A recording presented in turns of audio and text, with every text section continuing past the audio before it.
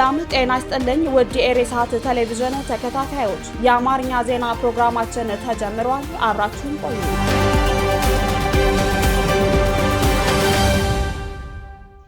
ኤርትራውያን እየተጉላሉ መሆኑን ተነገረ። በኢትዮጵያ የሚገኙ ኤርትራውያን የኢትዮጵያ ኢሚግሬሽን በሚሰጠው አገልግሎት እየተጉላሉ መሆኑን የተለያዩ ምንጮች የሚሰጡት መረጃ ያመላክታል። በኢሚግሬሽን የሚሰጥ አገልግሎት ከጊዜ ወደ ጊዜ የተሳለጠና ፈጣን መሆኑን በተደጋጋሚ ቢነገርም ሰልፍ አድርገው የሚጠብቁና ላልተፈለገ እንግልት የሚዳርጉ እጅግ ብዙ መሆናቸው ምንጮቻችን የሚሰጡት አስተያየት ያስረዳል። የኢትዮጵያ ኢሚግሬሽን ከፓስፖርት አገልግሎት ክፍያ ከፍ እንዳደረገው የሚታወቅ ነው። በወር የሚያልቅ 5000 ብር፣ በ5 ቀን የሚያልቅ 20000 ብር፣ በሁለት ቀን ተሰርቶ ለሚሰጥ ደግሞ 25000 ብር የከፈሉ መውሰድ ቢነገርም ከቅርብ ጊዜ ጀምሮ የባለ 5000 ብር አገልግሎት ማግኘት እንዳልቻሉ ተገልጋዮች ለሪፖርት ጋዜጣ የሰጡት መረጃ አመላክቷል። የኢሚግሬሽን ተቋም በቅርቡ በማጭበርበርና በህገወጥ ድርጊት ወሰድኩት ባለው የእስር እርምጃ ኤርትራውያን የሚገኙበት ሲሆን እስካሁን ለፍርድ ሊቀርቡ ያልቻሉም እንዳሉ የኢሬሳት ምንጮች ያስገነዝባሉ። ከኤርትራ ከሱዳንና ከተለያዩ አገሮች የሚመጡ የቪዛና የኢሚግሬሽን አገልግሎት ፈላጊዎች ኤርትራውያን ለእንግልትና የተጋነነ ክፍያ የተጠየቁ መሆኑን አንዳንድ አስተያየት ሰጪዎች ያስረዳሉ። ኤርትራውያን በኤርትራ ባለው አምባገነናዊ ስርዓት ተማረው ከሀገር ወደ ሀገር በሚኮበልሉበት ወቅት በጎረቤት ሀገር እንግልትና እስር ሊያጋጥም እንደሚችል በማሳሰብ ኤርትራውያን ጥንቃቄና ህጋዊ አሰራር እንዲከተሉ ለጉዳዩ ቀረቤታ ያላቸው ያሳስባሉ።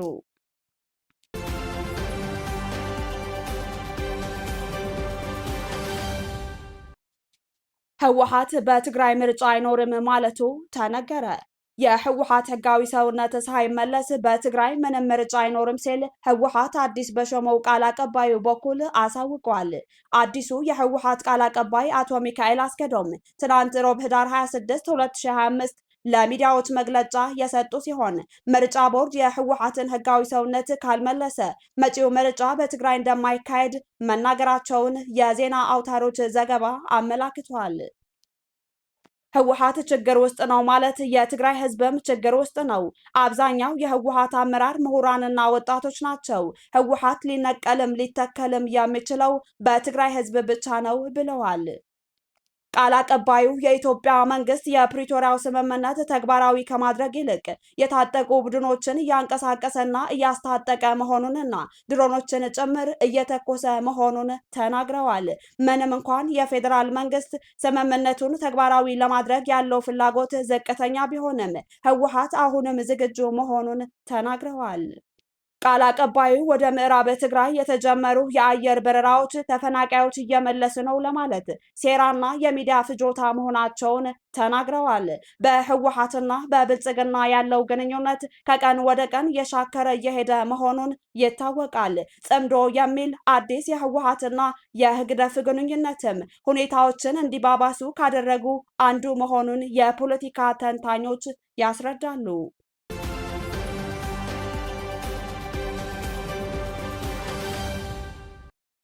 የቻይና ባንክ በቢሾፍቱ የሚገነባውን ዓለም አቀፍ አየር ማረፊያ ግንባታ ለመደገፍ $500 ሚሊዮን እንደሚያቀርብ መግለጹን የኢትዮጵያ አየር መንገድ ዋና ስራ አስፈጻሚ ማስታወቃቸው ዛሬ ሐሙስ ህዳር 25 የተሰራጨ መረጃ አመላክቷል። የኢትዮጵያ አየር መንገድ ግሩፕ ዋና ስራ አስፈጻሚ አቶ መስፍን ጣሰው ይህን የገለጹት በሞሮኮ ራባት የተካሄደ ባለው የአፍሪካ ኢንቨስትመንት ፎረም ላይ ነው። አቶ መስፍን ገንዘቡን የሚያቀርበው ባንክ የትኛው እንደሆነ ባይገልጹም ይህ ድጋፍ ግን ለአየር ማረፊያው ግንባታ ስራ በጣም ወሳኝ ነው ብለዋል።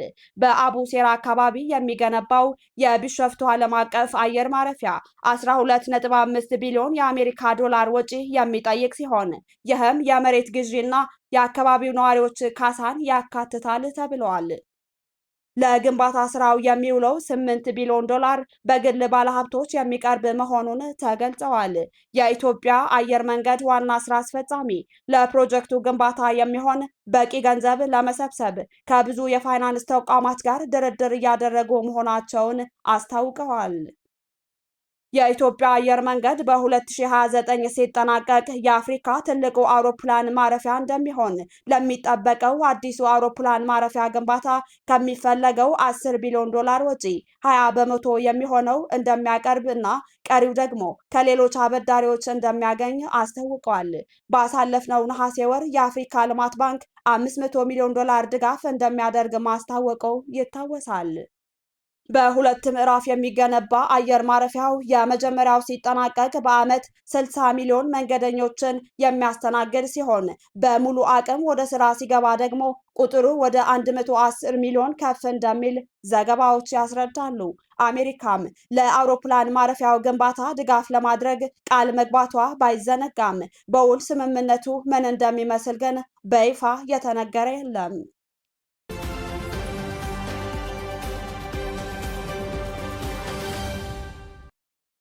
በማርበርግ ቫይረስ ሁለት ተጨማሪ ሰዎች ሕይወታቸው ሲያልፍ ሁለት ሰዎች ደግሞ ቫይረሱ እንደተገኘባቸው ተገለጸ።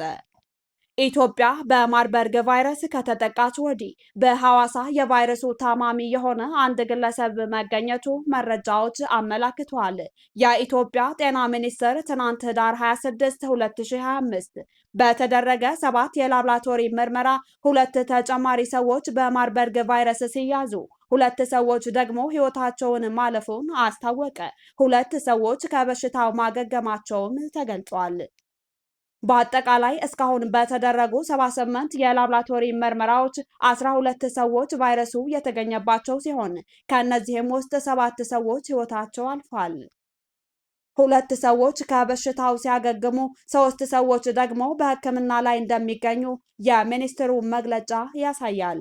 እስካሁን ቫይረሱ ከተገኘባቸው ሰዎች መካከል ከጅንካ ከተማ ህሙማን ጋር የቀጥታ ንክኪ እንዳለው በክትትል የተደረሰበት አንድ የሐዋሳ ከተማ ነዋሪ እንደሚገኝበት የጤና ሚኒስትሯ ዶክተር መቅደስ ዳባ አስታውቋል።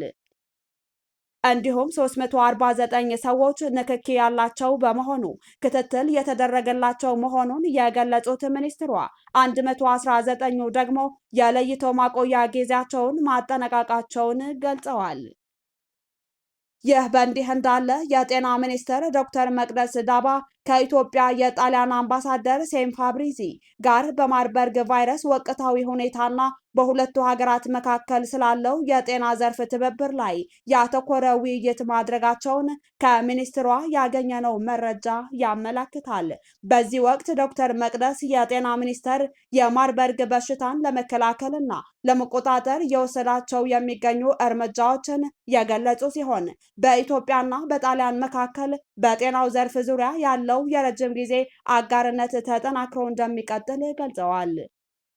አምባሳደር ሴም ፋብሪዚ በበኩላቸው የጣሊያን መንግስት የማርበርግ ቫይረስን ለመቆጣጠር በሚያደርገው ጥረት የጤና ሚኒስቴርን ለመደገፍ ዝግጁ መሆናቸውን መግለጻቸው ተመላክተዋል። የማርበርግ ቫይረስ ስርጭቱ መግታት ባለመቻሉ በህዝብ ዘንድ ትልቅ ስጋት ደቅኖ ይገኛል። ኤርትራ የምትገኝበት የጎረቤት ሀገሮች ቫይረሱ እንዳይሰራጭ ጥንቃቄ እንዲደረግ የተለያዩ ሰዎች እያሳሰቡ ይገኛሉ።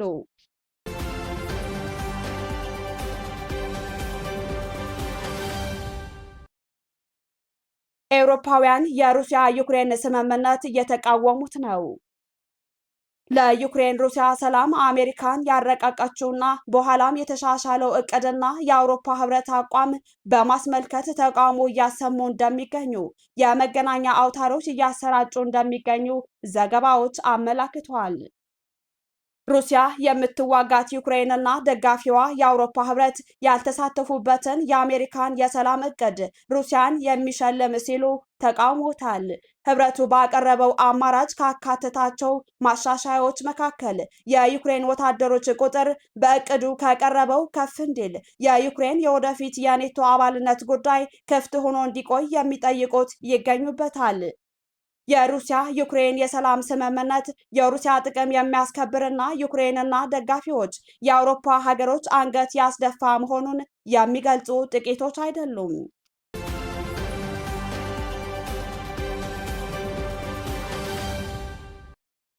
ብሪክስ አዲስ የክፍያ ስርዓት አስጀመረ። ዓለም አቀፍ የፋይናንስ ገበያዎች ትልቅ ለውጥ እያስተናገዱ ነው። በ2025 የተከሰቱት ትልልቅ ኢኮኖሚያዊ ታሪኮች መካከል አንዱ መገናኛ ብዙሃን ብዙም ትኩረት ያልሰጡት የብሪክስ አዲስ የክፍያ ስርዓት ማስጀመር መሆኑን ዘገባዎች አመላክተዋል። የብሪክስ ጥምረት በዓለም ዙሪያ ያሉ 185 ሀገራት በቻይና ገንዘብ ሬንሚንቢ አርኤምቢ የንግድ ልውውጥ እንዲያካሂዱ የሚያስችል አዲስ የክፍያ ስርዓት በተሳካ ሁኔታ አስጀምረዋል። ይህ ስርዓት ከአፍሪካ፣ ከደቡብ አሜሪካና ከኤስያ ያሉ ታዳጊ ሀገራት አዲስ አማራጭና ፖለቲካዊ ከሚመስሉ ጫናዎች እንዲያመልጡ ያስችላልም ተብሏል። የቻይና ሬንሚንቢ አሁን በአሜሪካን ዶላር በመቀጠል በዓለም አቀፍ የንግድ ፋይናንስ ውስጥ ሁለተኛ በስፋት ጥቅም ላይ የዋለ ገንዘብ ሆነዋል። ድርሻውን ባለፉት 3 ዓመታት ውስጥ ወደ 7.6 በመቶ አድገዋል። ባለፉት 5 ዓመታት ውስጥ የቻይና ባንኮች ለውጭ ሀገራት የሰጡት የሬንሚንቢ ብድሮች 4 እጥፍ ጨምረዋል። ለምሳሌ ኢንዶኔዥያ ለመጀመሪያ ጊዜ የዩዋን ቦንድ ስትሸጥ ባለሀብቶች ከጠበቀችው መጠን 3 እጥፍ ያህል ፍላጎት አሳይተዋል። በርካታ ታዳጊ ሀገራት ብድራቸውን ከአሜሪካ ዶላር ወደ ቻይና ሬንሚንቢ በመቀየር ላይ መሆናቸው ተገልጿል። የብሉምበርግ ትንበያዎች እንደሚጠቁሙት በአውሮፓውያኑ 2050 የቡድን 7 ሀገራት የዓለምን ጠቅላላ ምርት ጂዲፒ የሚቆጣጠሩት 18 በመቶ ብቻ ሲሆን የብሪክስ አባላት ደግሞ 50 በመቶ የሚሆነውን ድርሻ ይይዛሉ። ይህ መረጃ የዓለም የኢኮኖሚ ኃይል ወደ ምስራቅና ደቡብ እየተቀየረ መሆኑ የሚያመላክት አንድ ማስረጃ ሆኖ እየተነገረ ነው። ቻይና ከ53 የአፍሪካ ሀገራት ጋር የዜሮ ታሪፍ የንግድ ስምምነት መፈረሟና የደቡብ ምስራቅ ኤስያ ሀገራት ማህበር ኤኤስኢኤን ከቻይና ጋር ያላቸውን የንግድ ስምምነት ማጠናከሩ ቻይና በአብዛኛው ዓለም ቁልፍ የንግድ እና የፋይናንስ አጋር እየሆነች መምጣቷን ያረጋግጣል ተብሏል።